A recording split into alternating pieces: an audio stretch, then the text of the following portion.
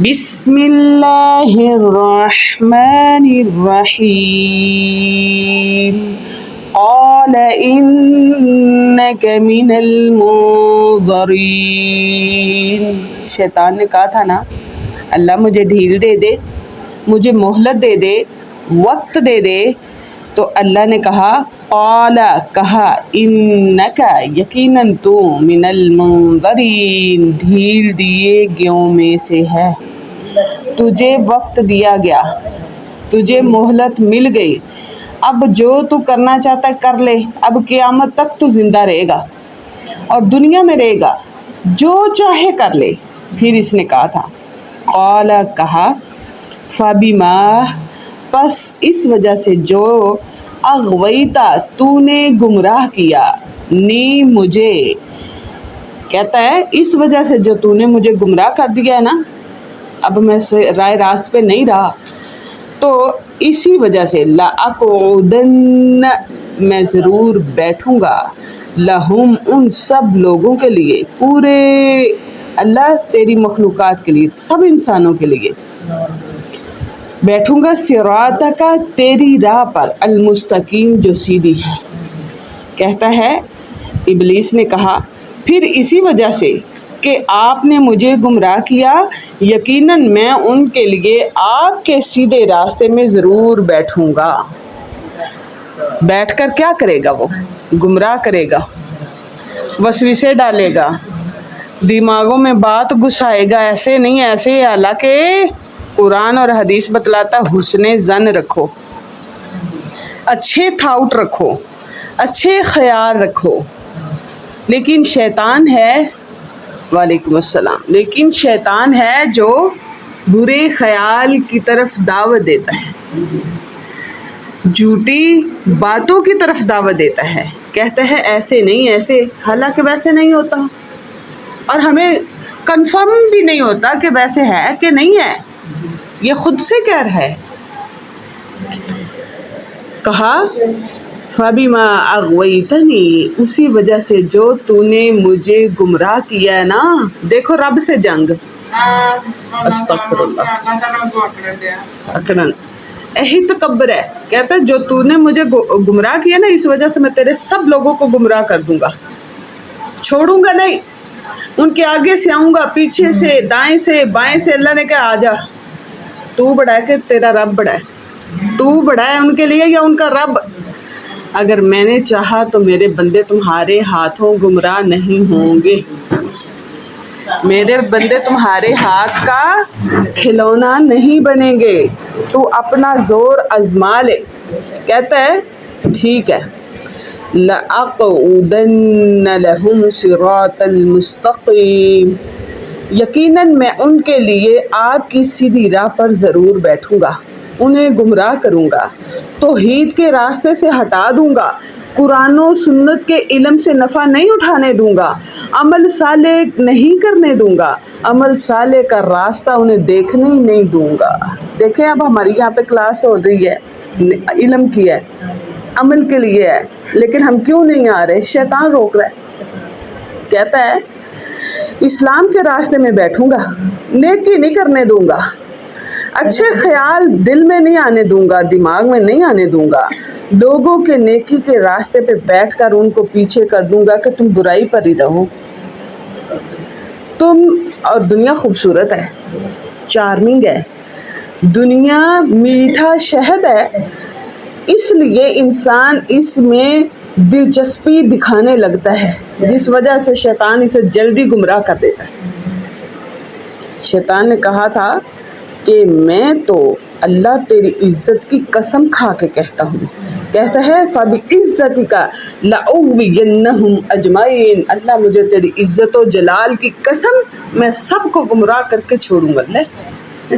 تو رب سے مقابلہ کر رہا ہے، اللہ چاہے تو کوئی گمراہ ہو ہی نہیں سکتا، تو کیا ہے؟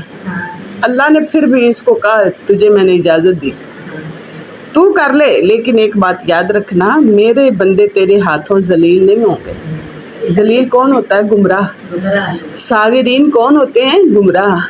خاسرین کون ہوتے ہیں؟ گمراہ۔ کہا میرے بندے یہ نہیں ہوں گے۔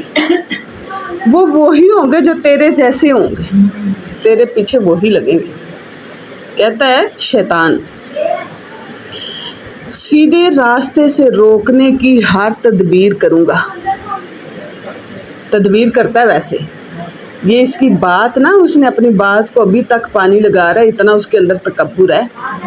صبح سحری کو اٹھنا کتنی فضیلت کی بات ہے کہ بندہ اٹھے، اللہ کو یاد کرے، وضو کرے، اللہ راضی ہو جاتا ہے، کچھ ملتا ہے بندے کو. لیکن شیطان کو کچھ نہیں ملنا پھر بھی اٹھتا ہے دوسرے بندے سے، انسان کے اٹھنے سے پہلے، اور اسے سلانا چاہتا ہے، تھپکیاں دیتا ہے، اسے وسوسے ڈالتا ہے، ابھی رات بڑی لمبی ہے، سویا رہ.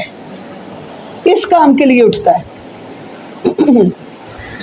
حالانکہ کچھ نہیں ملنے والا. اس نے یہ کہا تھا نا ہر تدبیر آزماؤں گا، آگے سے، پیچھے سے، دائیں سے، بائیں سے. شیطان انسان کا ایمان اور اس کا عقیدہ خراب کرتا ہے، جس کے نتیجے میں اطاعت کرنا اللہ کی متاثر ہوتی ہے. جب انسان کا عقیدہ اور اس کی توحید متاثر ہو تو عمل تو متاثر ہوگا نا، فرما برداری متاثر ہوگی. یہی وجہ ہے کہ انسان کے عقیدے میں بھی یہ شامل ہو جاتا ہے. عقیدہ خراب کرتا ہے، نئی نئی رسمیں ایجاد کرتا ہے، نئی نئی باتیں ڈالتا ہے دماغ میں، جبکہ یہ تو پہلے ہی خوش نہیں ہے کہ جتنا ہمارے پاس دین ہے ہم اس پہ عمل کریں. اور مزید یہ ہمیں دین کیوں دینا چاہے گا؟ اس لیے کہ ہمارا دین خلط ملط کر دے، عمل کرنے میں شک پیدا کر دے، جو کر رہے ہیں وہ بھی چھوڑ دیں. یہ چاہتا ہے شیطان، یہ اس کی تدبیر ہے. اس نے کہا تھا اللہ ہر تدبیر آزماؤں گا، آگے سے آؤں گا، پیچھے سے آؤں گا، دائیں سے بائیں سے ہر وار کروں گا. اب ایک مومنہ بڑے دڑلے سے سوچ رہی ہوگی آئے تو صحیح کر لوں گی میں علاج. ہائے اس کی چالیں بڑی سخت ہیں. اللہ سے پناہ مانگے شیطان سے، پھر ہی بچ سکتے ہیں. اس کی چالیں اتنی خطرناک ہے، بڑوں بڑوں کو سچوں سچوں کی مت مار دیتا ہے. وہ کہتا ہے تدبیر آزماتا ہوں، طریقے لگاتا ہوں، ٹوٹکے آزماتا ہوں، ایسے ایسے انسان کی کمزوریوں پہ ہاتھ رکھتا ہوں جس کی وجہ سے یہ پھر میری طرف کھسک آتے ہیں. استغفر اللہ استغفر اللہ. سیدنا ایک صحابی بیان کرتے ہیں کہ میں نے نبی صلی اللہ علیہ وآلہ وسلم کو فرماتے سنا، بلا شبہ آپ نے فرمایا یقیناً شیطان جو ہے ابن آدم کے لیے اللہ تعالیٰ کے راستوں پر بیٹھ گیا ہے. انسان کے لیے اللہ تعالیٰ کا راستہ کون سا ہے؟ صراط مستقیم، سیدھا راہ. سیدھے راہ پر بیٹھ گیا ہے، کس لیے؟ گمراہ کرنے کے لیے، انسان کو بھٹکانے کے لیے. حالانکہ سیدھی راہ میں تو کوئی کجی نہیں ہے، کوئی ٹیڑھا پانی نہیں ہے کہ انسان گمراہ ہو، بھٹکے. لیکن دیکھ شیطان کی بہادری، دیکھ اس کی محنت، دیکھ اس کی تدبیریں، دیکھ اس کے ہتھ کنڈے. ہم کیوں نہیں ہتھ کنڈے آزما سکتے اپنے اسلام کو بچانے کے لیے؟ آزما سکتے ہیں، کوشش کریں. اگر ہم بھی جیسے اس نے اپنے کام کو ویلیو دی ہے، اگر ہم بھی اپنے دین کو بچانے کو اتنی ویلیو دیں گے تو ہم جیتیں گے انشاءاللہ، کیونکہ ہمارے ساتھ اللہ کی مدد ہے. جب ہم ہار جاتے ہیں تو اس کا مطلب یہ ہوتا ہے کہ ہم ہتھیار چھوڑ کے بیٹھے ہوئے ہیں اور وہ پکڑ کے بیٹھا ہوا. وہ محنت کر رہا ہے، اس نے اس کام کو اہمیت دی، ہم نے اس کو چھوڑ کر دنیا کو اہمیت دی اور دین کو ذلیل کر لیا اپنے. مثلاً وہ اسلام کے راستے میں بیٹھتا ہے اور ابن آدم سے کہتا ہے کہ کیا تو اسلام قبول کر کے اپنا اور اپنے آباء و اجداد کا دین ترک کرے گا؟ کیا تو اپنے آباء و اجداد کا دین ترک کر دے گا، چھوڑ دے گا؟ آباء و اجداد کا دین کیا ہے؟ وہی رسمیں، وہ رواج، وہ غلط غلط باتیں جو دین سیکھنے سے ہم نے چھوڑ دی. شیطان کہتا بھلا ہوں تو او چھڈ دے گا، وہ تو تینوں نال نہ رکھنی ہے. اے تدبیر ہے نا دی چلاکی. کہتا وہ چھوڑ دے گا، مگر ابن آدم اس کی نافرمانی کر کے اسلام قبول کر لیتا ہے. کہتے ہیں ابن آدم کے اندر اتنی طاقت ہے، اس بات کو وہ ٹھکرا دیتا ہے شیطان کی. پھر اسی طرح شیطان راہ ہجرت میں آ جاتا ہے. جب وہ ہجرت کرنے لگتا ہے تو آ کر بیٹھ جاتا ہے اور مسلمان سے کہتا ہے کیا تو ہجرت کر کے اپنی زمین آسمان کو چھوڑ رہا ہے؟ آئے تو سکھ چھوڑ رہا ہے اپنی سرزمین، آرام سے بیٹھ یہاں۔ مہاجر کی مثال تو گھوڑے جیسی ہے جس کی رسی کو دراز کر دیا گیا ہو، مگر مومن شیطان کی نافرمانی کر کے ہجرت کر جاتا ہے۔ مومن پہلے شیطان کی نافرمانی کر کے ایمان بھی لایا، اب اس کی نافرمانی کر کے ہجرت بھی اس نے کی، پھر وہ مومن کے لیے راہ جہاد پر بیٹھتا ہے اور اسے کہتا ہے کہ یہ تو بس نفس اور مال کی مشقت ہے، ایتھے تے جان دینی پئے گی، ایتھے تے مال پیسہ جیڑا بڑی محنت نہ لے کے آنے روڑنا پئے گا، پیچھے ہو جا، دو میں چیزاں بچ جان گی۔ اگر تو جنگ کرے گا تو دونوں تیرے اجڑ جائیں گے، تیری جان بھی اجڑ جائے گی، تیری مال بھی اجڑ جائے گا، تیری بیوی سے کوئی اور نکاح کر لے گا اور تیرا مال تیرے پچھلے تقسیم کر لیں گے۔ مگر مرد مومن شیطان کی نافرمانی کرتے ہوئے جہاد بھی کر لیتا ہے، وہ شیطان کی یہ بات نہیں مانتا۔ رسول اکرم صلی اللہ علیہ وسلم نے فرمایا جو شخص یہ کام کرتے ہوئے فوت ہو جائے تو اللہ تعالیٰ پر یہ حق ہے کہ اسے جنت میں داخل کر دے، اللہ تعالیٰ اسے جنت عطا کر دے، یا اگر شہید ہو جائے تو اللہ تعالیٰ پر یہ حق ہے کہ اسے جنت میں پھر بھی داخل کر دے اور زیادہ عزت کے ساتھ۔ اگر غرق ہو جائے تو اللہ تعالیٰ پر یہ حق ہے کہ اسے جنت میں داخل کر دے، اگر وہ سواری پر سوار ہے اور سواری سے گر کر مر جائے تو پھر بھی اللہ پر حق ہے کہ اسے جنت عطا کر دے۔ اللہ تعالیٰ پر کیوں حق ہے کہ جنت عطا کر دے؟ کیونکہ وہ ہر حال میں مومن ہے، اس نے شیطان کو چھوڑ کے رحمان کو مانا ہوا ہے، تو پھر اللہ بھی اپنے بندوں کو کبھی ہار نہیں دکھاتے۔ سیدنا ابو ہریرہ رضی اللہ عنہ نے بیان کیا کہ نبی صلی اللہ علیہ وسلم فرماتے ہیں جب نماز کے لیے اذان دی جاتی ہے تو شیطان اپنے پیٹھ کو موڑ کر کوس کر اس طرح بھاگتا ہوا نس جاتا ہے، جب اذان ہونے لگتی ہے گویا کہ اس کی پیٹھ سے ہوا خارج ہو رہی ہوتی ہے اور وہ بھاگ رہا ہوتا ہے، جب اذان ختم ہوتی ہے تو پھر آ جاتا ہے، جب تکبیر ہونے لگتی ہے تو پھر اس کا یہی حال ہوتا ہے، بھاگ جاتا ہے، جب تکبیر ختم ہوتی ہے تو یہ پھر آ جاتا ہے۔ اللہ اکبر، اتنا تیز ہے، اتنی ہماری سستی دیکھیں اور اس کی چستی دیکھیں، اس کو کچھ ملنا نہیں ہے تو اتنا چست ہے، کھپ رہا ہے، مر رہا ہے، لیکن محنت پہ محنت کر رہا ہے، ملنا بھی کچھ نہیں ہے، جہنم۔ اور ہم سے اللہ جنت کے وعدے کر رہے ہیں، اپنے پیار کے وعدے کر رہے ہیں، اپنی محبت کے وعدے کر رہے ہیں، اپنے قرب کے وعدے کر رہے ہیں، اپنی اپنائیت کے وعدے کر رہے ہیں، اور ہم جو ہیں کہ سست ہیں۔ اللہ ہمیں سستی سے بچائے۔